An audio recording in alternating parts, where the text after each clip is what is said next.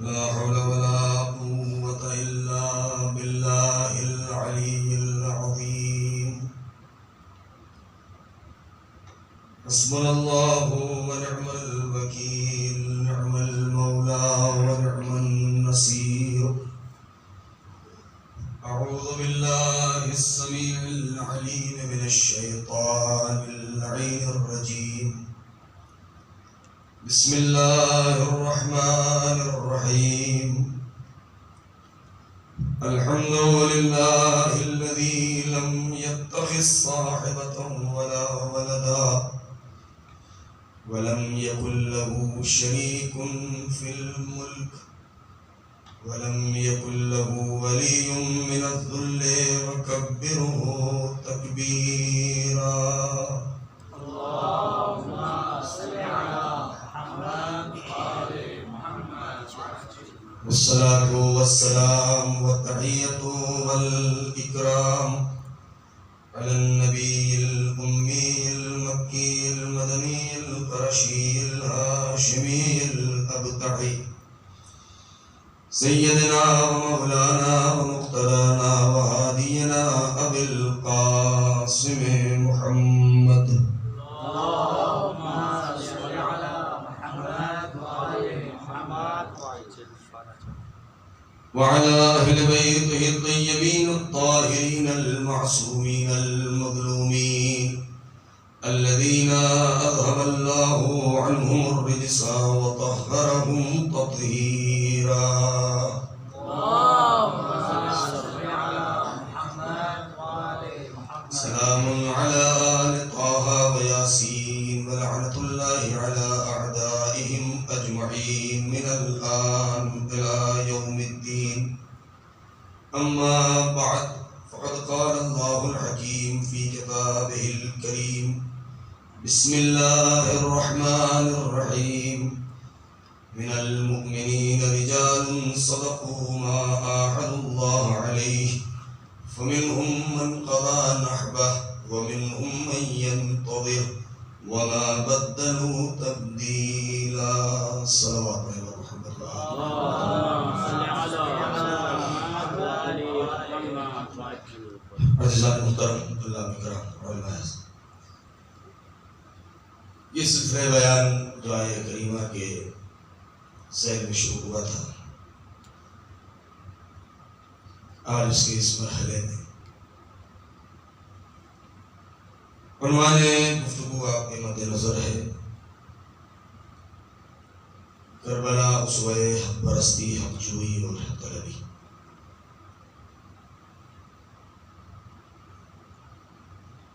اس میں کوئی شک نہیں ہے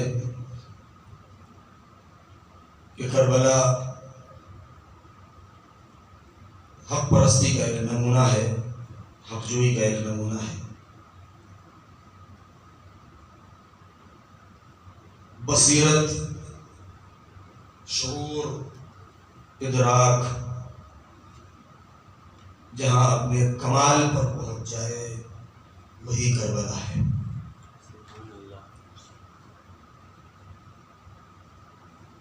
بلکہ یوں کہہ دیا جائے کہ تنہا میدان کربلا ایک ایسا میدان اور ایک ایسا موقع اور ایک ایسا محل ہے کہ جہاں پر دو متضاد چیزیں ایک مقام پر جمع تھیں۔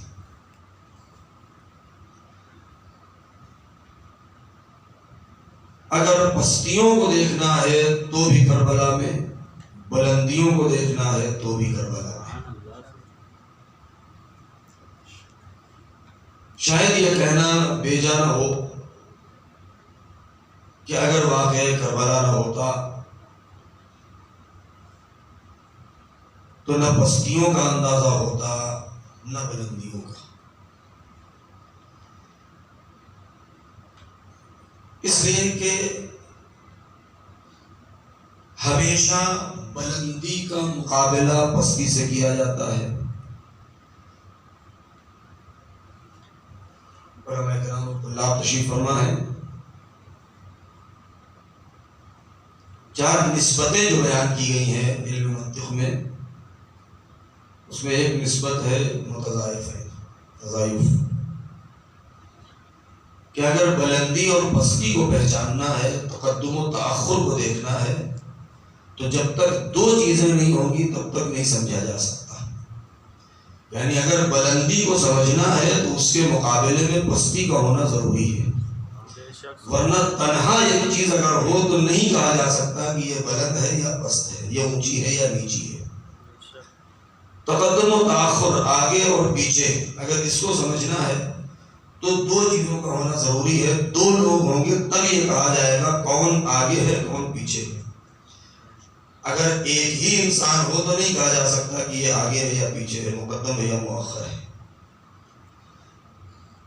اور تنہا میدان کربلا ہی وہ میدان ہے کہ جہاں پر حق بھی اپنے پورے وجود کے ساتھ اور باطل اپنے پورے وجود کے ساتھ ایک دونوں کے مقابلے میں آ گئے تھے۔ اسی لیے اگر باطل کو سمجھنا ہے تو بھی ہمیں کربلا ہی درکار ہے، اور اگر حق کو پہچاننا ہے، حق کی بلندی کو، تو بھی کربلا ہی درکار ہے۔ لہذا اس مختصر سی تمہید کے بعد میں پلٹتا ہوں اپنے اس آیے کریمہ کی طرف جس کی تلاوت کا شرف حاصل ہوا۔ من المؤمنین رجال صدقوا ما عاهدوا اللہ علیہ، کہ مؤمنین میں کچھ مرد ایسے ہیں، کچھ افراد ایسے ہیں کہ جنہوں نے اللہ سے کیے ہوئے وعدے کو سچ کر دکھایا اور اس کے اوپر ثابت رہے، گامزن رہے۔ یہاں تک کہ کچھ افراد وہ ہیں جو آخری منزل تک پہنچ گئے، جام شہادت نوش کر لیا، اس راہ میں قربان ہو گئے، اور کچھ وہ ہیں کہ جو اس گھڑی اور اس وقت اور اس دن کے انتظار میں ہیں کہ یہ موقع انہیں نصیب ہو، احقاق حق کے لیے، ابطال باطل کے لیے، اعتلاء کلمہ حق کے لیے۔ اور اس کی بہترین مثال اور بہترین نمونہ کربلا کا میدان ہے۔ یہ عہد کیا ہے؟ بس یہاں سے میں مختصر گفتگو ہوگی انشاءاللہ۔ قرآن مجید میں کئی مقامات پر اس طریقے سے یہ لفظ استعمال ہوا ہے، جس کی تفصیل برسوں کی مجلس میں گزر چکی ہے کہ عہد اور وعدے میں کیا فرق ہے، وعدے اور خبر میں کیا فرق ہے، کہ جو عبد اور معبود کے درمیان جو قرارداد ہوتی ہے، جو معاہدہ ہوتا ہے، اسے عہد کہتے ہیں۔ اور پروردگار عالم نے ہر انسان سے عالم ذر میں عہد و پیمان لے لیا ہے، ایک قرارداد ہو چکی ہے، ایک قول نامہ لکھا جا چکا ہے، ہر انسان نے زبان دے دی ہے، وعدہ کر لیا ہے، اور قول و قرار ہو چکا ہے۔ علماء نے یہاں پر مختلف اعتبار سے، کہ کسی نے کہا کہ یہ عہد فطری ہے، کسی نے کہا کہ نہیں یہ عہد عقلی ہے۔ عہد عقلی ہے یعنی بہت مختصر میری گفتگو ہوگی یہ مقدمہ، کہ چونکہ پروردگار عالم نے تنہا نوع بشر کو اس مکمل اور اس جوہر عقل سے نوازا ہے، یہاں پر آنے کے بعد یہ دھوکہ نہ ہو کسی کو۔ یہاں پر بہت سے علماء نے بہت کچھ لکھا ہے، تحقیقات بھی ہوئی ہیں۔ علماء کا مطلب علماء دین نہیں، ہر علم میں ماہرین نے یہاں پر بہت تحقیقات ہوئی ہیں، اور ایک ہی نتیجہ نکالا کہ صرف انسانی ہی وہ مخلوق ہے کہ جو صاحب عقل ہے، اگرچہ ایسا نہیں ہے، اگرچہ ایسا نہیں ہے۔ وہ عقل تام و عقل کامل کہ جو انسان کو دی گئی ہے، اس سے پہلے ایک مطلق عقل، اور اس کی دلیل یہ ہے کہ انسان کے علاوہ جو دوسری مخلوقات ہیں، ایسا نہیں ہے کہ ان کے پاس عقل نہیں ہے۔ جیسے جانور مطلق طریقے سے انکار نہیں کیا جا سکتا کہ جانوروں کے پاس عقل نہیں، ہوش نہیں، چونکہ انسان جانوروں کے سلسلے میں نہ ان کی زبان سمجھتا ہے، نہ ان کے رہن سہن کو جانتا ہے، نہ ان کے نوعیت کے بارے میں زیادہ جانتا ہے، لہذا چونکہ انسان کے اندر پروردگار عالم نے وہ عقل دی ہے کہ جس کی بنا پر وہ کائنات کے ہر ذرے کے اوپر اپنی کمند ڈال دیتا ہے اور اس کو اپنے اختیار میں لے لیتا ہے اور اس کو اپنا مسخر بنا لیتا ہے، اور گھوڑے جیسے جانور کو انسان نے اپنے قابو میں کر لیا، اس کو رام کر لیا، اونٹ جیسے بڑے جانور کو انسان نے اپنے اختیار میں کر لیا ہے، تو یہ انسان یہ سوچتا ہے کہ عقل صرف ہمارے پاس ہے، ان کے پاس عقل نہیں ہے۔ ایسا نہیں ہے، ان کے پاس بھی عقل ہے، ان کے پاس بھی شعور ہے۔ کیوں؟ اس لیے کہ اگر جانوروں کے پاس عقل نہ ہوتی، شعور نہ ہوتا، تو اتنی بڑی بھیڑ میں کسی جانور کا بچہ وہ اپنی ہی ماں کے پاس کیوں جاتا ہے، کسی دوسرے کے پاس کیوں نہیں چلا جاتا؟ سبحان اللہ، سبحان اللہ۔ بھئی ایک بکری نے کا جو ایک چھوٹا سا بچہ ہے، ہزاروں بکریوں کے درمیان میں وہ بچہ اپنی ماں کو پہچانتا ہے اور وہ ماں اپنے بچے کو پہچانتی ہے۔ اس کا مطلب یہ ہے کہ شعور ان کے پاس بھی ہے، عقل ان کے پاس بھی ہے۔ ہم اپنی عقل کے اعتبار سے اس کی عقل کو درک نہیں کر پاتے ہیں، تو یہ کہہ دیتے ہیں کہ یہ بے عقل نہیں ہے۔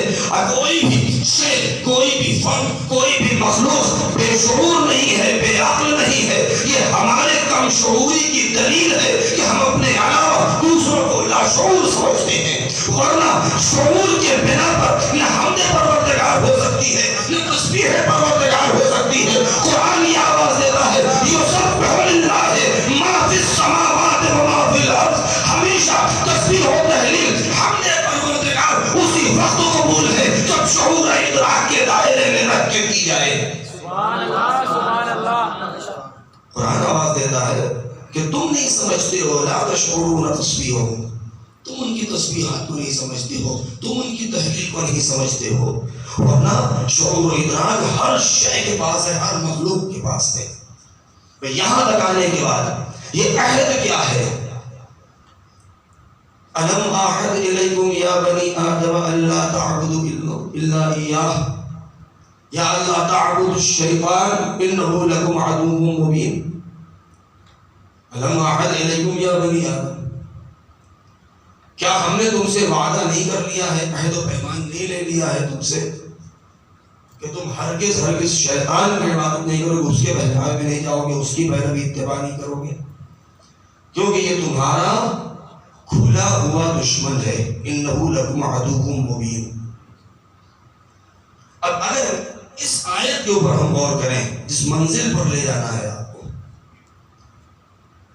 وہ منزل بہت ہی نازک سی ہے۔ کیا ہم نے تم سے وعدہ نہیں کر لیا ہے کہ تم شیطان کی اتباع نہیں کرو گے، اس کی پیروی نہیں کرو گے، اس کی پرستش نہیں کرو گے؟ کیوں؟ اس لیے کہ وہ تمہارا کھلا ہوا دشمن ہے۔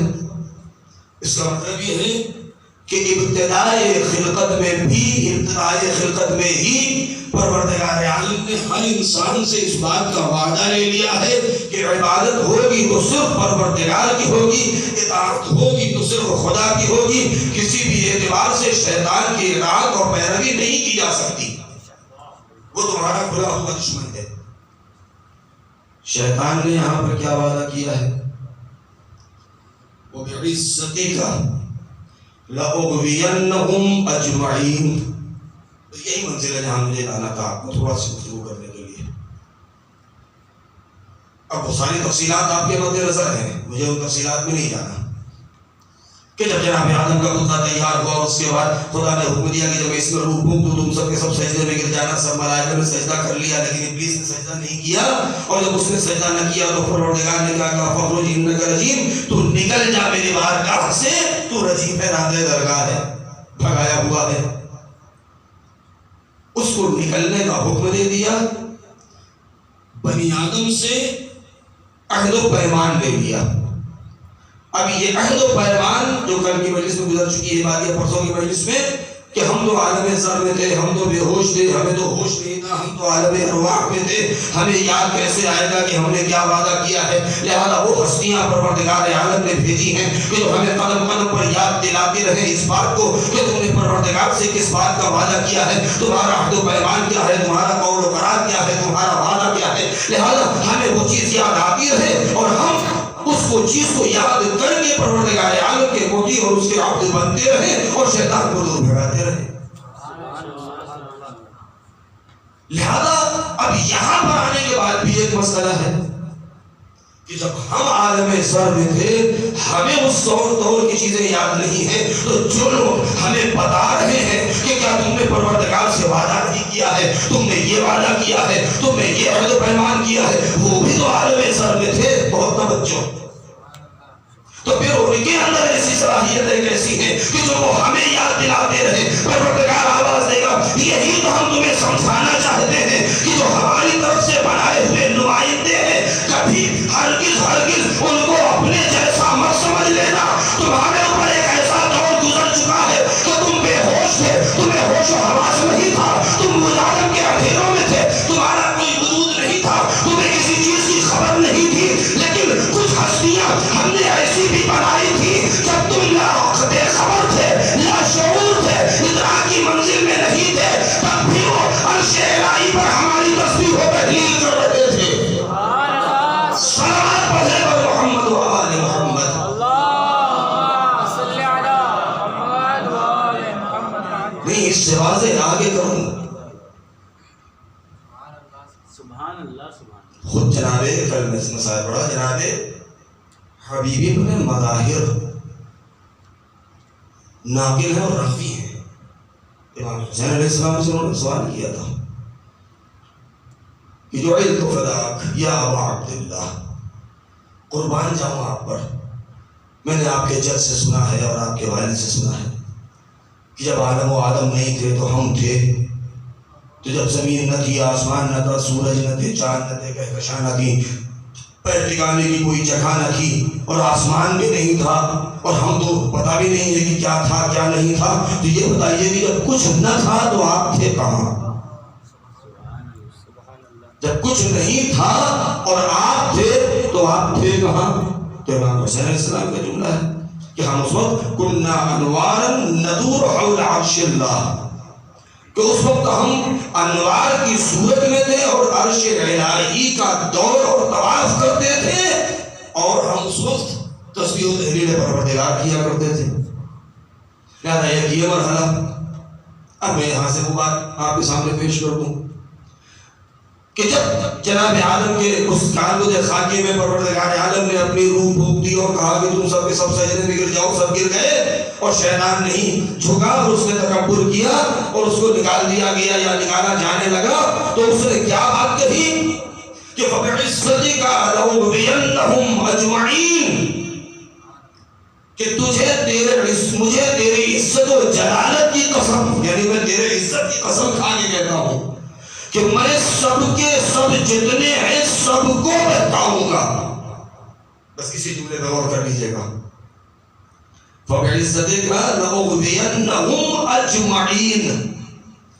میں اس دقیق علمی بحث میں نہیں جانا چاہتا ہوں کہ جو سننے والے بعض ہمارے نوجوان ہیں ان کے ذہن کے اوپر بوجھ پڑے، ورنہ یہاں پر بحث بہت دقیق اور تفصیلی ہے، کیونکہ عربی ادب کے اعتبار سے بھی، گرامر کے اعتبار سے بھی، ہر اعتبار سے تفصیلی اور روایات بھی یہاں پر بہت کچھ ہیں کہ فَبِعِزَّتِكَ لَأُغْوِيَنَّهُمْ أَجْمَعِينَ، تیری عزت کی قسم میں سب کو بہکاؤں گا۔ آپ بہتر جانتے ہیں کہ عربی میں اگر اجمعین کہہ دیا جائے سب کے سب، تو اب پھر استثناء کی گنجائش نہیں ہوتی کہ ان میں سے بعد میں کچھ کو الگ کر دیا جائے، لیکن شیطان کا جملہ کیا ہے کہ اجمعین بھی کہا، اگر صرف کہہ دیتا لَأُغْوِيَنَّهُمْ کہ میں سب کو بہکاؤں گا تب بھی بات ہے، لیکن تاکید بھی اجمعین، اس کے بعد استثناء بھی ہے، إِلَّا عِبَادُكَ مِنْهُمُ الْمُخْلَصِينَ، مگر تیرے بندوں میں وہ کہ جو مخلص ہیں، بہت توجہ، مگر تیرے بندوں میں وہ تیرے خاک بندے کہ جو مخلص ہیں۔ اب یہاں پر تھوڑی سی گفتگو ہو، اس نے یہ نہیں کہا مخلصین، نہیں کہا مخلصین کہا ہے. بہت توجہ چاہوں گا، اگر آپ سے دقت کرنے والا احسان ہوگا یہاں پر، کیونکہ یہ بہت ظریف سی گفتگو ہے. یہ نہیں کہا کہ مخلصین، کیونکہ مخلصین میں اور مخلصین میں بہت بڑا فرق ہے. آپ تمہارا نام بھی جانتے ہیں گرامر سے، مخلصین فاعل اور مفعول کتنا بڑا فرق ہے. کہ ایک وہ ہے کہ جو خالص ہو جائے، ایک وہ ہے جسے خالص کر دیا جائے. خالص مخلصین، مخلصین وہ ہوتے ہیں الا عبادک المخلصین. یہاں پر مخلصین کا لفظ ہے، یعنی شیطان ہر ایک کو بہکانے کا پروردگار سے مہلت بھی مانگ چکا ہے، وعدہ بھی کر چکا ہے، مگر پہلے ہی مرحلے میں اس نے گھٹنے ٹیک دیے ہیں، اپنی عاجزی کا اقرار بھی کر لیا ہے. ابھی آدم کی اولاد زمین پر نہیں آئی، ابھی آدم عرش الہی پر ہے، ابھی تازہ روح پھونکی گئی ہے، ابھی تازہ ان کے لبوں میں جنبش ہوئی ہے، ابھی تازہ آدم نے آنکھیں کھولی ہیں. ابھی کسی کو معلوم نہیں کہ آدم کب تک عرش پر رہیں گے، کب زمین پر جائیں گے، ان کی اولاد کب ہوگی، کتنی اولاد ہوگی، نسل بنی آدم کا آدم کہاں آباد ہوں گے، کس ملک میں آباد ہوں گے، ان کے حالات کیا ہوں گے، فتنہ و فساد ہوگا یا نہیں، مل جل کے رہیں گے یا اختلاف کر کے رہیں گے، ابھی کچھ نہیں معلوم. بہت توجہ. مگر پہلے سے شیطان کیا کہہ رہا ہے کہ لَأُغْوِيَنَّهُمْ أَجْمَعِينَ، میں سب کو بہکاؤں گا، إِلَّا عِبَادَكَ الْمُخْلَصِينَ، مگر وہ کہ جو تیرے خالص بندے ہیں. پہلے ہی سے کہہ چکا کہ میں ان کو نہیں بہکا پاؤں گا. اب یہ مخلصین اور مخلصین ہیں کون؟ مخلصین وہ ہوتے ہیں کہ وہ پروردگار عالم کی بارگاہ میں آنے کے بعد اپنے ہر عمل کو پروردگار کے لیے خالص کر دیں، جن کی عبادتوں میں خلوص ہو، جن کے یہاں تواضع بھی ہو، جن کے یہاں انکساری بھی ہو، جن کے یہاں خاک نشینی بھی ہو. یہ ساری چیزیں وہ ہے کہ جو مخلصین ہیں، جو کبھی شرک نہیں کرتے ہیں، جو عبادت میں کسی کو شریک نہیں رکھتے ہیں، جو پروردگار کے موتی ہوتے ہیں، یہ سب کے سب مخلصین ہیں. مگر شیطان نے مخلصین نہیں کہا، مخلصین کہا ہے. اس کا مطلب یہ ہے کہ مخلصین کے اندر وہ احتمال پایا جاتا ہے کہ لاکھ خلوص پایا جاتا ہو، لاکھ شرک سے دور ہو، مگر زندگی کے کسی موڑ پر کہیں نہ کہیں شیطان ان کے اوپر قابو پائے. مگر مخلصین وہ ہوتے ہیں جن کے اوپر شیطان پہلے ہی پا چکا ہے، ہم کبھی تیرے اوپر قابو نہیں پائیں گے. اب دنیا تاریخ میں جائے وہ کیسے افراد تھے جو جانشینی کا دم بھی بن رہے ہیں، خلافت بھی لے رہے ہیں، خود حرام کر رہے ہیں. کبھی شیطان ہم پر سوار ہو جاتا ہے.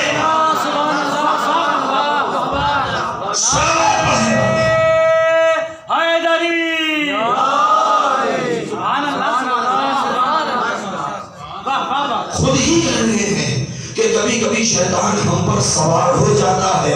یہ مخلصین ہیں جو کبھی ان کے خلوص میں دراڑ پڑ جاتی ہے. وہ عبادت میں ممکن ہے کہ اپنے کو بندہ خدا کہہ دے، لاکھ شرک سے دور رہنے کی کوشش کرے، مگر شیطان کے کبھی جنگل میں آ جاتے ہیں، اس کے قبضے میں آ جاتے ہیں. شیطان کامیاب ہو جاتا ہے بہکانے میں. پروردگار عالم کا یہ سلسلہ خلافت و الوہیت کا جو سلسلہ ہے، جو اس نے خلافت کا سلسلہ قائم کیا ہے، جو اپنی نمائندگی کا سلسلہ قائم کیا ہے، اس نمائندگی میں پروردگار نے مخلصین کو نہیں رکھا، مخلصین کو رکھا ہے.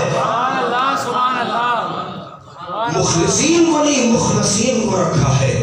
مخلص وہ ہے کہ جو خود سے اپنے ہر عمل کو پروردگار کے لیے خالص بنا دے. مگر مخلصین وہ ہوتے ہیں جن کو پروردگار نے اتنی بڑی بھیڑ سے چن لیا ہو. تم مخلص ہو، لیکن یہ وہ شخصیتیں ہیں کہ جن کو ہم نے انتخاب کر لیا ہے. سبحان اللہ، سبحان اللہ، سبحان اللہ. لہذا اب دنیا خود فیصلہ کر لے کہ کس کے پیچھے چلنا ہے، کیونکہ پروردگار عالم نے انسان کو سورہ حلقہ کی آیت ہے ابتدائی، هل أتى على الإنسان حين من الدهر لم يكن شيئا مذكورا إنا خلقنا الإنسان من نطفة أمشاج نبتليه فجعلناه سميعا بصيرا إنا هديناه السبيل إما شاكرا وإما كفورا. یہ مسلسل ایک کے بعد ایک جو آیتیں ہیں کہ انسان کے اوپر ایک ایسا دور گزرا کہ مقابل ذکر نہیں تھا، پھر ہم نے اسے ملے جلے نطفوں سے پیدا کیا ہے، پھر ہم تاکہ ہم اس کا امتحان لیں، پھر ہم نے اسے سمیع بنایا، ہم نے اسے بصیر بنایا ہے۔ کیوں؟ اس لیے کہ سمیع و بصیر کی دو طاقتیں ایسی ہیں کہ انسان ہماری آیتوں کو دیکھتا جائے، ہماری نشانیوں کو سنتا جائے، ہماری عبادت کرتا جائے، ہماری توحید کا جلوہ اب یہ پروردگار عالم نے اپنی توحید کا جلوہ ہر انسان کے اندر رکھ دیا ہے۔ کائنات کا ذرہ ذرہ انسان کی توحید، پروردگار عالم کی توحید کی جلوہ نمائی کر رہا ہے۔ کائنات کا کوئی ایسا ذرہ نہیں جہاں خدا کی توحید کا جلوہ نمایا جاتا ہو، چاہے انسان کی ذات ہو، چاہے حیوان ہو، چاہے افلاک ہو، چاہے ارض و سما کا کوئی حصہ ہو، چاہے پہاڑ ہو، ہر چیز جو چیز اپنی جگہ پر ہے وہ توحید کی جلوہ نمائی کر رہی ہے۔ ایک زمانہ ایسا تھا کہ جہاں پر لوگ اس چیز کو سمجھ نہیں پا رہے تھے، لیکن آج جب علم نے ترقی کیا ہے اور ہر چیز کو مائکروسکوپ کے نیچے، ذرابین کے نیچے رکھ کر کے دیکھا، تب اس کے سمجھ میں آیا کہ توحید کا مطلب کیا ہے۔ اگر وہ احد ہے، اگر وہ واحد ہے، اس نے جس چیز کو جہاں پیدا کر دیا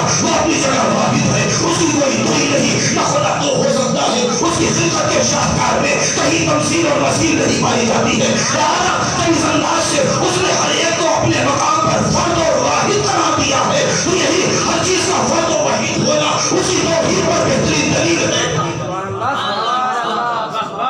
ذرا سی مثال آپ کے سامنے نقل کر دوں میں، اگرچہ میں اس سے پہلے کہیں کسی مجلس میں اس کو ذکر کر چکا ہوں کہ ایک زمانہ تھا کہ لوگ اس چیز کو درک نہیں کر پا رہے تھے۔ بہت زیادہ اگر تو درختوں کو دیکھ لیا، تو پہاڑوں کو دیکھ لیا، کہہ دیا یہ پہاڑ بالکل اس پہاڑ جیسا ہے، توجہ کیجیے گا، یہ درخت اس درخت جیسا ہے۔ لیکن جب علم ترقی کرتا گیا، دنیا میں لوگ آباد ہوتے چلے گئے، تو یہ دائرہ اور چھوٹا ہو گیا، اور چھوٹی سی چیز کے درمیان مقایسہ کرنا شروع کر دیا۔ انسان کے چہروں کو دیکھا، دنیا حیرت میں پڑ گئی، وہ خالق کیسا ہے، وہ مالک کیسا ہے۔ جملہ یہاں پر میں بریکٹ میں کہہ دوں، اگر کوئی دلیل نہ ہو انسان کے پاس، صرف انسان کا یہی چہرہ، اگر انسان اسی پر غور کر لے تو پروردگار عالم کی توحید کی جلوہ نمائی کرتا ہے کہ اربوں اور کھربوں اور کروڑوں افراد خلقت آدم سے لے کر کے آج تک دنیا میں آ چکے ہیں، کتنے دنیا میں موجود ہیں، کتنے آنے والے ہیں، لیکن کمال آپ دیکھیں کہ اس مختصر سے چہرہ ایک انسان کا دوسرے سے ملتا نہیں ہے، کوئی نہ کوئی فرق ضرور ہے، کوئی نہ کوئی فرق ضرور ہے۔ جب انسان نے ان کے مرحلے میں اور آگے قدم بڑھایا تو کہا نہیں یہ چہرہ تو بہت بڑا ہے۔ کسی زمانے میں آج بھی ڈاکومنٹس کے اوپر کہ جب کوئی تشخیص کے لیے کوئی پروف کے طور پر انسان کی فوٹو لگائی جاتی ہے تاکہ وہی انسان پتا چلے کہ ہمارے دفتر میں جو آیا ہے، ہمارے آفس میں جو آیا ہے وہ یہی انسان ہے، ہم نے جس کو مجرم قرار دیا ہے وہ یہی انسان ہے، یہ حق جو مانگ رہا ہے یہ یہی انسان ہے، اس کی فوٹو کے ذریعے، اس کی تصویر کے ذریعے پہچان لے۔ لیکن جب کچھ اب زمانہ وہ آ رہا ہے دھیرے دھیرے اور آ بھی چکا کہ نہیں یہ چہرہ تو بہت بڑی بات ہے، کوئی ایسی چیز تلاش کرو کہ جو دوسرے سے آپس میں نہ ملتی ہو۔ لہذا لوگوں نے کشف کیا علم کے زور پر کہ ہر انسان کے انگوٹھے کا ایک نشان دوسرے انسان کے انگلی کے نشان سے نہیں مل رہا ہے۔ صرف انگوٹھے کا نشان ہی نہیں بلکہ ہر انسان کے یہ 20 انگلیاں ہیں، یہ آپس میں نہیں ملتی، یہ 20 انگلیوں میں کوئی سی بھی انگلی کا نشان دنیا کے کسی انسان کی کسی انگلی کے نشان سے نہیں مل رہا۔ یہ نہیں کہہ سکتے ہمارے انگوٹھے کا نشان آپ کے انگوٹھے کا نشان جیسا ہے، ہتھیلی کا نشان کسی دوسرے سے نہیں ملتا۔ ترقی کیا اور زیادہ سامان دینے تو کہا نہیں یہ بہت بڑی چیز ہے، اس سے چھوٹی چیز نکالی، اور وہ کیا ہے کہ کسی انسان کے آنکھ کی پتلی کسی دوسرے انسان کے آنکھ کی پتلی سے نہیں مل رہی ہے۔ وہ پروردگار نہیں، ترقی اور کیا، ریگستان میں گئے، ریگستان کے اس ریگستان کے سرے کو اٹھایا، جب مائکروسکوپ کے نیچے رکھا تو پتہ یہ چلا کہ ریگستان میں موجود ریگستانوں میں کوئی ذرہ ایسا نہیں جس کی شکل دوسرے سے ملتی ہو، کوئی ذرہ ایسا نہیں جس کی شکل دوسرے سے ملتی ہو۔ تعجب اس بات کے اوپر ہے کہ ذرے ایک دوسرے سے مل نہیں رہے، لیکن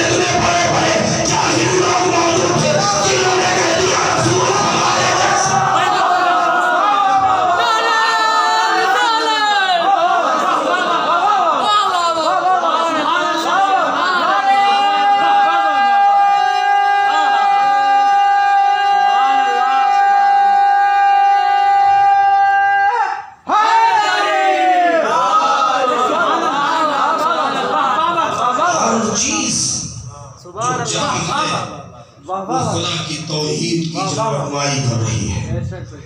جو ایسا خالق ہو کہ جس نے کسی ایک چیز کو کسی دو چیز کے جیسا نہیں بنایا، مگر ہاں اس کی توحید ہی کا کمال یہ بھی ہے. بہت توجہ ظاہر ہونے دیجیے گا. بزرگوں سے معذرت کے ساتھ میں اپنے بچوں کے لیے عرض کر رہا ہوں کہ جہاں کائنات کے ذرے کو ہیں، شاید ابھی ہم رک کے کہہ دوں، شاید کائنات کے ذروں کی تعداد بھی کم پڑ جائے کہکشانوں کے آگے. شیخ سجادی میں چوتھے امام نے جہاں پر ستاروں اور کہکشانوں کا ذکر کیا ہے تو وہاں پر آپ نے بہت تفصیل سے بیان کیا ہے. کائنات کے ذرے کتنے ہیں کوئی نہیں جانتا. کمال یہ ہے کہ اگر اس کی توحید کو دیکھنا ہے تو یہاں دیکھا جائے کہ ایک طرف ریگستان کا کوئی ذرہ کسی دوسرے سے نہیں مل رہا ہے، کائنات کی کوئی شے کسی دوسرے کے مثیل نہیں ہے، نظیر نہیں ہے، کسی میں کسی کی کوئی شباہت نہیں. جو چیز اپنی جگہ ہے وہ تنہا ہے، فرد ہے. یہی تو کمال ہے اور یہی تو فرق ہے عام انسانوں میں، عام مخلوقات میں اور معصومین علیہ السلام میں، کہ کائنات کی کوئی فرد، کائنات کا کوئی ذرہ کسی دوسرے سے نہیں مل رہا. مگر پروردگار نے ایک طرف اپنی توحید کا جلوہ اگر ذرے ذرے میں بھر دیا تو اپنی توحید کے کمال کا جلوہ ان 14 میں بھر دیا کہ 14 کے 14 ہے. سیرت بھی ایک ہے، صورت بھی ایک ہے، کمال بھی ایک ہے، نور بھی ایک ہے، علم بھی ایک ہے. صلوات پڑھنے پر محمد و آل محمد.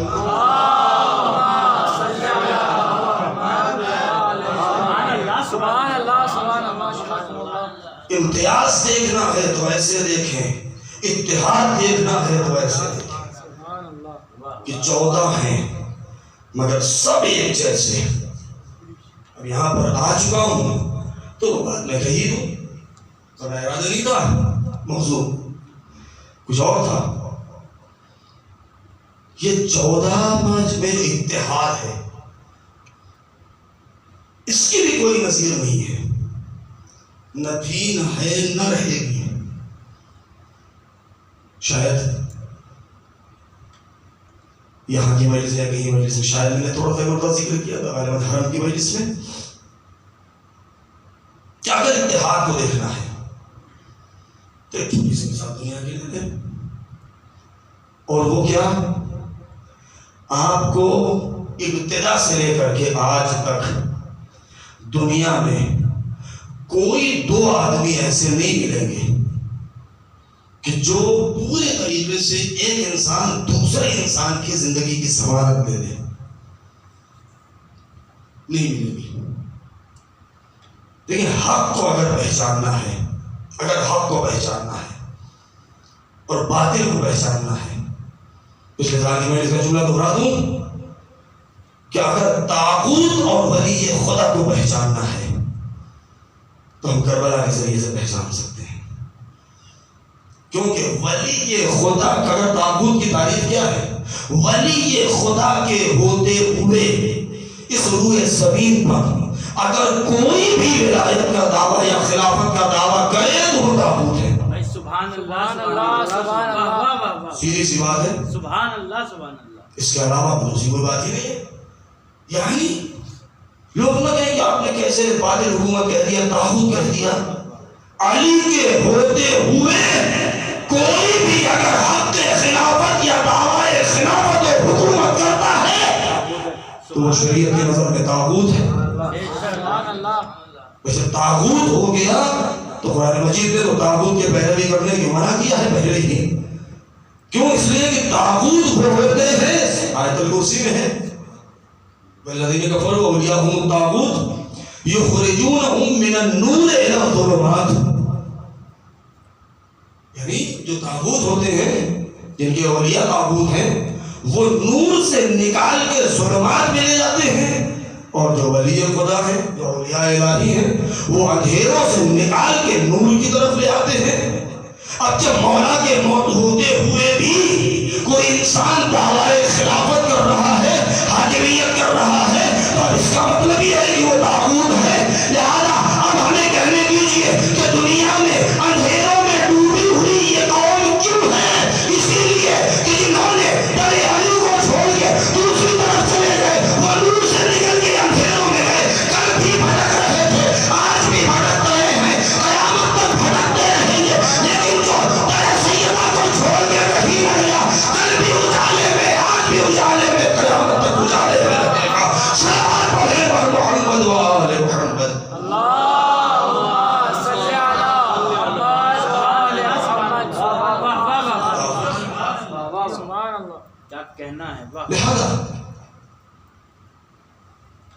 یہ تابوت جو اندھیروں کی طرف لے کے جاتے ہیں، نور سے نگاہ دیتے ہیں۔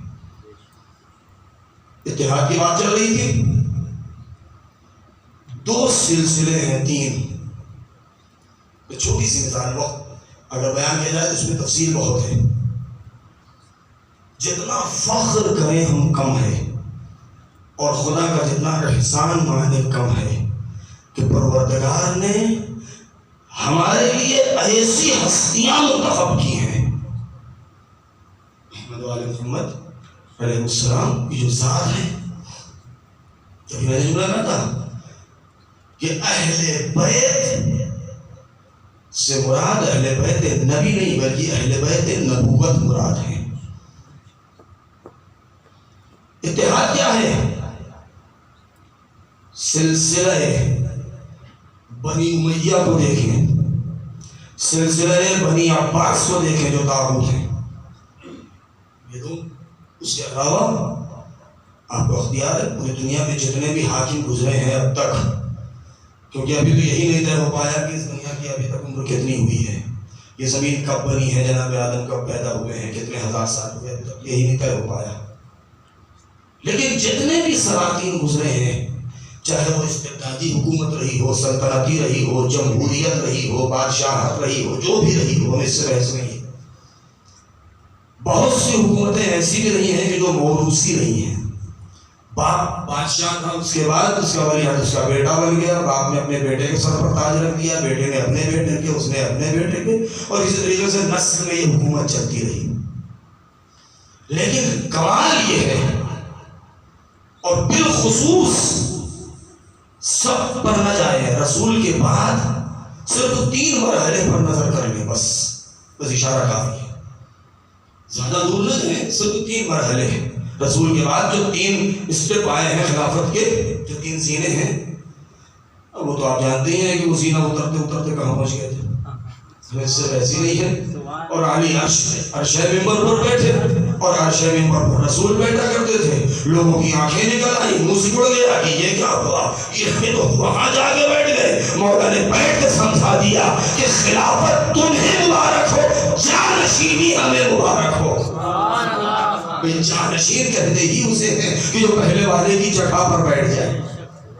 لہذا پورے سلسلے کے اوپر نظر کر لیں، کوئی بھی بادشاہ، کوئی بھی حاکم ایسا نہیں ملے گا کہ جو اپنے پہلے والے حاکم کے سارے قوانین کو فالو کرتے ہوئے یہ کہہ دے کہ فلاں بادشاہ نے یہ بات کہی تھی، ہم بھی وہی کہہ رہے ہیں، فلاں انسان نے، حد تو یہ ہو رہی ہے کہ باپ اگر کوئی بات کہہ کے چلا جائے اور بیٹے سے کہا جائے کہ آپ کے باپ نے یہ بات کہی تھی، تو بیٹا کہے گا کہ وہ تو ان کا مسئلہ تھا، اس کا ہم سے کیا تعلق ہے۔ آپ یہ سارے سلسلے بنی امیہ ہو چاہے بنی عباس ہو، ایک حاکم کی بات کو آزاد ضمانت دوسرا حاکم نہیں لے رہا، چاہے باپ بیٹے ہی کیوں نہ ہو، لیکن اتحاد کے اوپر ہماری جانیں قربان ہو جائے کہ یہ 14 اتحاد ایک زمانے میں بھی نہیں، یہ 250 سال کا عرصہ گزر چکا ہے، مگر محمد سے لے کر کے مہدی تک یہ 14 کے 14 ہیں، زمانے سے انداز سے لے رہے۔ اگر کوئی بات رسول نے کہی تو ہمیں اجازت دی ہے، تم کہہ سکتے ہو کہ علی رضا نے کہی، اگر جعفر صادق نے کہی تم کہہ سکتے ہو حسین نے کہی، دوسرے نے کہی تم کہو پانچویں نے کہی، پانچویں نے کہی کہو بارہویں نے کہی ہے۔ صلوات پڑھے بر محمد و آل محمد۔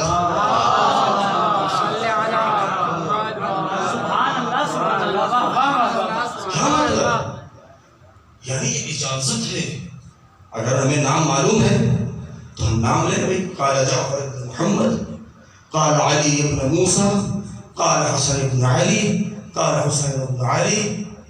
لیکن اگر نام نہیں معلوم ہے لیکن یہ معلوم ہے کہ یہ معصوم کی روایت ہے، ہاں یہاں تک کہ اگر مولا علی نے کوئی بات کہی ہے تو ہم کہہ سکتے ہیں کہ امام جعفر صادق نے یہ بات کہی ہے۔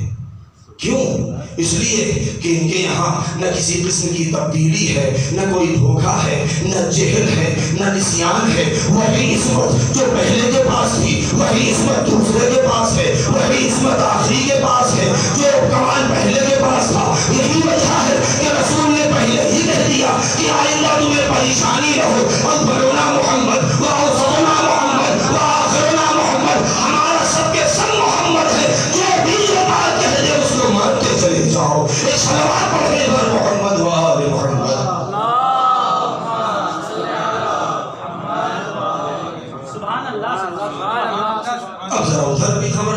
سے دیکھ لیں کہ نبی فلاں چیز نبی کے زمانے میں حلال تھی، میں حرام کرتا ہوں، تو کون ہوتا ہے حرام کرنے والا؟ سبحان اللہ، تو کون ہوتا ہے حرام کرنے والا؟ اس اجتہاد نص کے مقابلے میں، یعنی پیغمبر کی ذات سید المرسلین شارع جنہوں نے یہ بات کہی پروردگار نے جائز کیا ہے، میں چلا ہوں حرام کرنے کے لیے۔ جب کوئی آدمی شریعت کے مقابلے میں، نص کے مقابلے میں آ جائے اور کسی کی زبان پر اس طریقے کے جملے آ جائیں تو سمجھ لیجئے کہ طاغوت کا اصلی چہرہ وہی ہے۔ نبی کے زمانے میں وہ چیز ایسے تھی، میں ایسے کر رہا ہوں، یہ کیوں؟ شریعت کو اسی طریقے سے ختم کرنے کی کوشش کی گئی تھی۔ یہاں تک میں اس لیے آپ کے بات اذہان کو لایا ہوں کیونکہ ایک بہت اہم بات کہنی ہے۔ پہلے نبی کے بعد وہ تو آپ جانتے ہیں کہ نبی کے بعد ادھر نبی دنیا سے تشریف لے گئے ہیں، روح قبض ہوئی ہے، اور ادھر صفیفہ کی چہار دیواری سے من الامیر و منکم الوزیر کی آوازیں اٹھنے لگی۔ اوس و خزرج، انصار، مہاجرین، مکے والے، مدینے والے جتنے تھے یہ سب آپس میں لڑنے لگے۔ نتیجہ کیا ہوا؟ کسی نہ کسی طریقے سے بہرحال ایک کا ہاتھ پکڑ کے اس پر بیعت کر لی گئی۔ معیار کیا تھا کچھ نہیں معلوم، ملاک کیا تھا کچھ نہیں معلوم، اس کا ماضی کیسا تھا کسی کو کوئی خبر نہیں ہے، ضرورت ہی نہیں ہے جاننے کی، اس کا خاندان کیا تھا کسی کو نہیں پتا، لیکن بہرحال اس کے ہاتھ پر بیعت ہو گئی۔ دیکھیے اگر لوگ خلق تھے تو جس کے ہاتھ پر بیعت کی جا رہی ہے اگر وہ اس لائق نہیں تھا تو کم سے کم کہہ تو دیتا کہ بھیا مجھے چھوڑ دو، میں اس لائق نہیں ہوں، لیکن نہیں، ہنسی خوشی اب حکومت مل رہی ہے۔ اور واقعہ تو آپ نے سنا ہی ہے کہ جب وہ معاملہ ختم ہوا اور گھر پہنچے تو اب وہ پھولے نہیں سما رہے ہیں اور مسکراہٹ رک نہیں رہی ہے۔ آپ نے پوچھ لیا ابھی خیر تو ہے؟ آج زندگی میں پہلی بار اتنا خوش دیکھ رہا ہوں میں، کیا بابا میں خلیفہ بن گیا؟ ہاں خلیفہ بن گیا، بہت بڑی بات ہے۔ کس بنا پر بن گئے؟ کہ وہ اصل میں چونکہ بڑا تھا، بزرگ تھا، اس لیے لوگوں نے مجھے خلیفہ بنا دیا۔ اس کی آنکھ اور نکال آئی کہ اچھا بزرگ تھے، بزرگی کا معیار کیا تھا تمہارے؟ اگر عمر کے اعتبار سے تم بڑے تھے تو میں موجود ہوں، مجھے بننا چاہیے، اور اگر علم و فضل معیار ہے تو علی موجود ہے، علی کو بننا چاہیے۔ تمہارا نمبر تو کہیں سے آتا ہی نہیں تھا۔ صلوات پڑھے گا محمد و آل محمد۔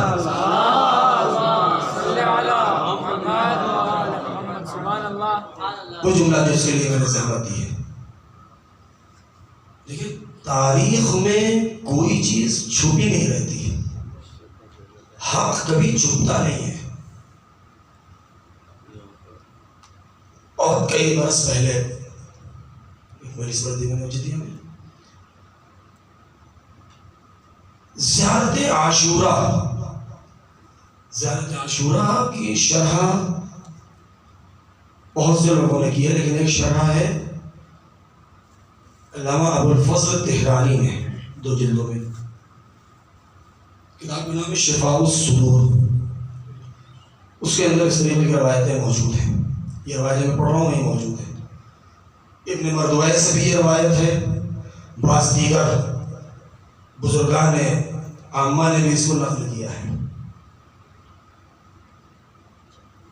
کہ جس زمانے میں یہ زیارت عاشورہ میں جو ہم اور آپ پڑھتے ہیں، اللہم لعن اول ظالم ظلم حق محمد و آل محمد و آخر تابع له علی ذلک، یعنی پروردگار تیری لعنت ہو اس پہلے ظالم کے اوپر کہ جس نے حق محمد و آل محمد کو چھینا اور ان پر ظلم کیا، ان کے حق پر ظلم کیا، اور اس کے اتباع کرتے ہوئے آخر تک، چاہے اس زمانے میں بھی لوگ موجود ہوں وغیرہ سے، ان پر بھی وہ شامل ہو جائیں گے۔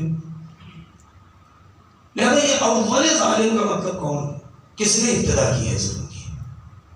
یہ راز پردے راز میں رہ جاتا. لیکن وہ جو دعا ہے معصوم کی طرف منسوب ہے وہ جملہ کہ اللہم اشغل الظالمین بالظالمین یا ظالم بالظالم، کہ خدا ظالم کو ظالم سے ملا دے اور بھڑا دے اور مشغول کر دے. تو کبھی کبھی ایسا ہوتا ہے کہ ظالم آپس میں لڑتے ہیں اور اس طریقے کی بات کہہ جاتے ہیں کہ جو حق ہوتی ہے. جس زمانے میں مولا کائنات نے محمد ابن ابی بکر کو مصر کا والی بنایا اور روانہ کیا، اور اس کے بعد ان کو وہاں جا کے خبر ملی کہ حاکم شام معاویہ بن ابی سفیان نے مولا علی کے خلاف اعلان جنگ کیا ہے اور حکمیت وغیرہ، اور یہ سب اطلاع جب ملی تو محمد ابن ابی بکر نے خط لکھا معاویہ کے پاس. وہ خط موجود ہے تاریخ میں، اور خط میں لکھا گیا من محمد ابن ابی بکر الی معاویہ ابن ابو سفیان ابن حرب. اور اس کے نیچے کا جملہ کیا ہے کہ اے حاکم شام، میں نے سنا ہے ایسے سے ایسا ہوا ہے، کیا تجھے نہیں معلوم؟ کیا تو غدیر بھول گیا؟ کیا تیرے باپ نے تجھ سے کچھ نہیں بتایا تھا؟ وغیرہ وغیرہ یہ ساری باتیں. البتہ یہ جملہ میری طرف سے اضافہ تھا. کیا تجھے خبر نہیں ہے؟ کیا لوگوں نے بتایا نہیں ہے کہ مولا حق پر ہے، حضرت علی حاکم اسلامی ہیں، وہ خلیفہ رسول ہیں؟ تو نے اتنا بڑا ظلم کیا ہے ان کے حق میں کہ تو نے حکمیت جیسی چیز کو لا کے پیش کر دیا ہے اور وغیرہ وغیرہ یہ ساری باتیں، اور تو نے شام میں حکومت بنائی ہے جبکہ ولی خدا کے ہوتے ہوئے تیری حکومت جو ہے وہ جائز نہیں ہے. یہ بہت تفصیل سے جب خط لکھا اور یہ خط پہنچا شام، تو معاویہ نے شام خط پڑھنے کے بعد اپنے منشی سے کہا جواب لکھو ہمارے ہاتھ کے ساتھ میں. تو جواب میں لکھوایا کہ من معاویہ ابن ابی سفیان الی الزاری علی ابیہ محمد ابن ابی بکر. یہ خط معاویہ ابن ابی سفیان کی طرف سے ہے اس بیٹے پر جس نے اپنے باپ پر ظلم کیا ہے، محمد ابن ابی بکر، یعنی جو اپنے باپ کے راستے پر نہیں چلا. اور اس نے وہ جملہ لکھا، اس کتاب میں یہ موجود ہے، آپ پڑھ سکتے ہیں کہ تو چلا ہے مجھے نصیحت کرنے کے لیے. میرے پاس طاقت تھی، میرے پاس لشکر تھا، 1 لاکھ کا لشکر میرے پاس لشکر جرار تھا شام میں نے محنت کی ہے، اتنے سال وہاں حکومت کی ہے، لہذا میں نے اپنے طاقت کے زور پر، اپنی دولت کے زور پر، اپنے لشکر کے زور پر جو مجھے اچھا لگا وہ میں نے کیا ہے، اور میں نے علی کے مقابلے میں اپنی حکومت بنا لی ہے. لہذا یہ تو کون ہوتا ہے مجھے، اور وہ بھی تو چلا ہے مجھ سے کہنے کے لیے کہ میں نے علی پر اور خاندان علی اور آل رسول پر ظلم کیا ہے. مجھ پر اعتراض کرنے سے پہلے اور انگلی اٹھانے سے پہلے اتنا یاد رکھ کہ جا اپنے باپ کی قبر پر کہ جس نے سب سے پہلے آل محمد پر ظلم کیا ہے. یہ معاویہ کا جملہ ہے. کیوں؟ اور اس نے یہ کہا کہ تیرا باپ اول ظالم ہے. یہ خط. دوسرا خط امام حسین علیہ السلام کی شہادت کے بعد، یہ پہلے کے بیٹے کو یہ جواب ملا. محمد ابن یہ ابی بکر یہ پہلا خط، عبداللہ ابن عمر ابن خطاب یہ دوسرا خط. یزید کے پاس خط لکھا واقعہ کربلا کے بعد، کہا کہ میں نے سنا ہے ایسے سے ایسا ہو گیا ہے اور حسین کو قتل کر دیا، ان کے اہل حرم کو اسیر کر لیا ہے، عالم اسلام کو تو نے غمزدہ کر دیا ہے، زمین و آسمان نے گریہ کیا ہے اور پورا عالم سوگ نشین ہے.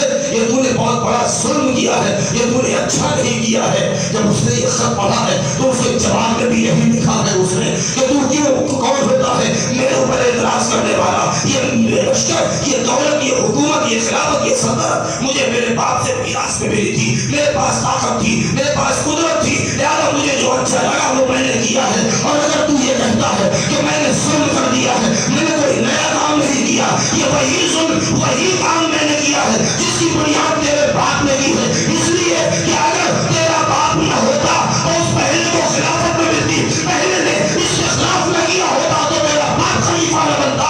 یہ سلسلہ جو مجھ تک پہنچا ہے یہ تیرے ہی آباء و اجداد سے ہم پر ملا ہے. لہذا دشمنوں کے ذریعے سے یہ بات ثابت ہو گئی ہے کہ اول ظالم کون ہے. سبحان اللہ، سبحان اللہ. واقعہ کربلا کا سلسلہ کہاں سے ملتا ہے بس.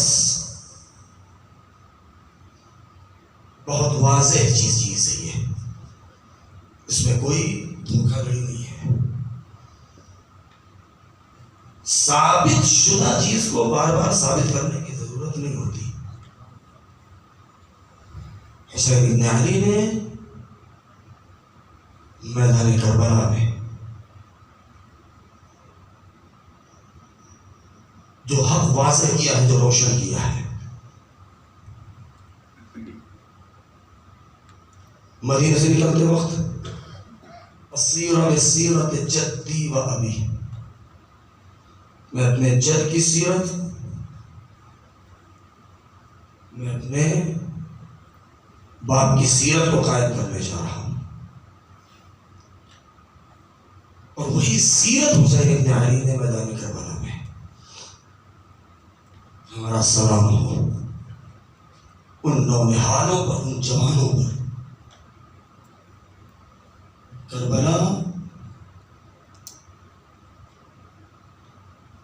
بلکہ یوں کہہ دیا جائے، کربلا عراق میں موجود کسی زمین کا نام نہیں ہے. کربلا ساحل علقمہ کا نام نہیں ہے. حقیقت کربلا یہ ہے کہ کربلا دو کردار کا نام ہے، ایک حسینی کردار، ایک یزیدی کردار. بلکہ دوسرا جملہ کہہ دوں کہ جہاں یہ دونوں کردار آپس میں ٹکرا جائیں، ایک طرف حسین اور زینب کا کردار، دوسری طرف یزید اور ہندا کا کردار. اگر کل یہ واقعہ ہوا تو کل کربلا، آج اگر ہو جائے تو آج کربلا. اس لیے کربلا زندہ جاوید ہے. انقلاب کربلا کل بھی اپنے آب و تاب سے موجود تھا، زندہ تھا، آج بھی زندہ ہے.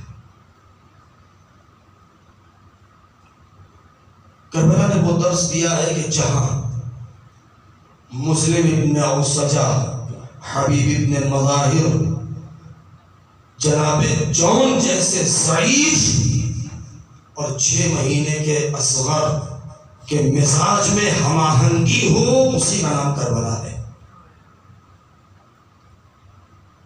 جہاں حفظ مراتب کا خیال ہو، جو حوصلہ بزرگوں میں وہی حوصلہ بچوں میں. بہت سارے غیر مسلمان مؤلفوں نے، مصنفین نے، تحلیل کرنے والوں نے، تحقیق کرنے والوں نے واقعہ کربلا کو پڑھنے کے بعد کچھ نہ کچھ لکھا ہے. جیسے جوزی زیدان ہے، جیسے جرجرداق ہے، جیسے میخائیل نلیمہ ہے، جیسے شبلی شمیر ہے. اس طریقے کے بہت سے افراد ہیں، زیادہ تر جرمن کے تھے، فرانس کے تھے. ہر ایک نے واقعہ کربلا کو پڑھنے کے بعد یہی لکھا ہے کہ وہاں بچے بھی موجود ہیں، وہاں خواتین بھی موجود ہیں. یہ کچھ بھی ہو، یہ میدان جنگ نہیں ہو سکتا.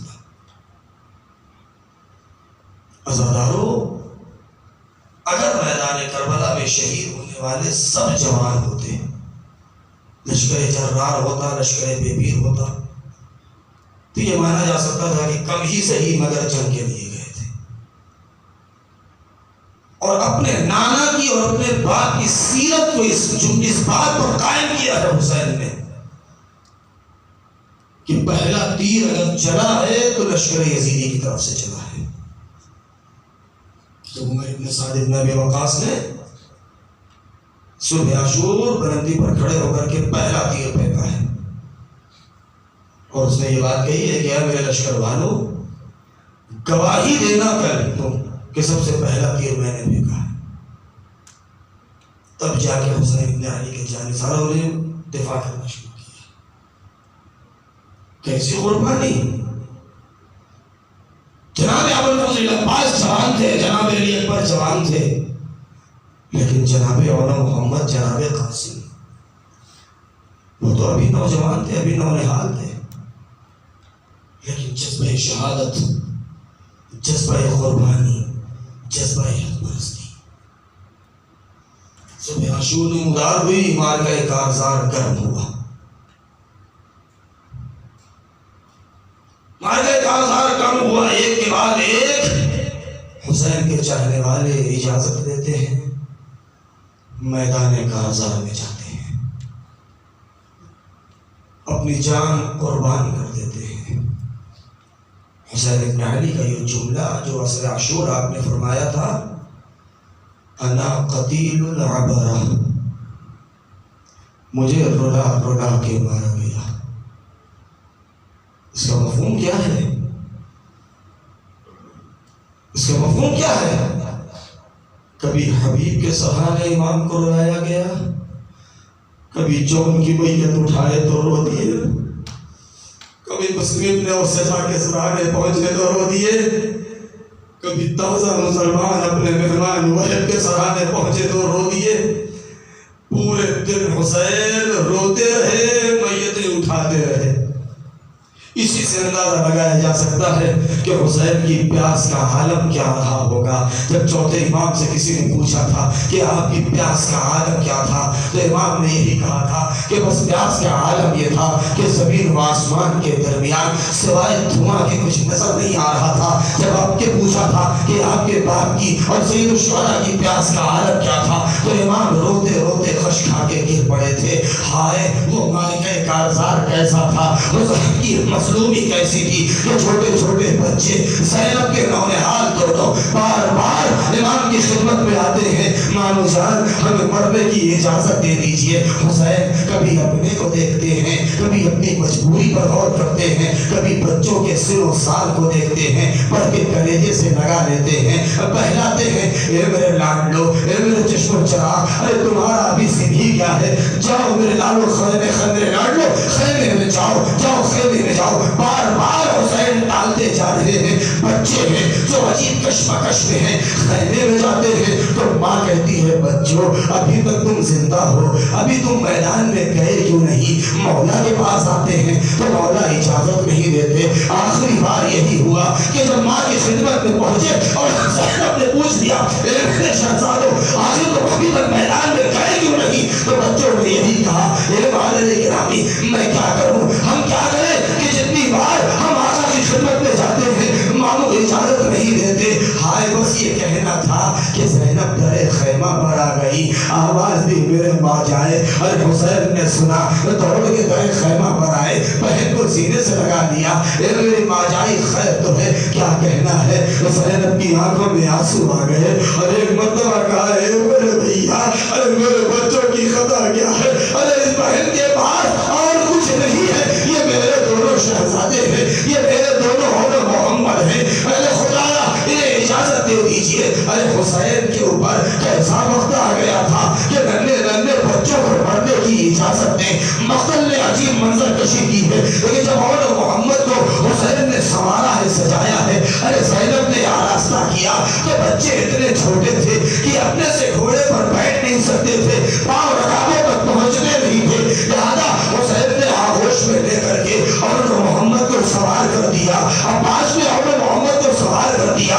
یہاں پر ایک جملہ کہنے کو دل چاہتا ہے، ارے صبر عباس کو آزمانا ہے تو یہیں پر آزما لیا جائے کہ ہائے ایک طرف عباس کی شجاعت ہے، دوسری طرف عباس کا صبر ہے کہ ان کے سامنے ہائے شہزادی کے دونوں بچے قتل ہو جائیں اور وہ عباس دیکھتا رہ جائے۔ ہائے اور محمد کو سوار کیا، کاٹ کے رکابوں کو چھوٹا کیا گیا، یہ جعفر طیار کے پوتے یہ عبداللہ کے جائے، ارے رجس پڑھتے ہوئے میدان میں آئے، چلتے چلتے زینب نے کہہ دیا میرے لاڈلو اتنا یاد رکھنا جنگ کرتے کرتے کہیں نہر کے قریب پہنچ جانا تو دیکھو ہرگز پانی نہ پینا، اتنا ضرور یاد کرنا ارے تیری بہن سکینہ بہت پیاس، اتنا یاد کر لینا ارے جھولے میں اصغر بہت پیاسا ہے۔ ہائے یہ دونوں شہسوار میدان کارزار میں آئے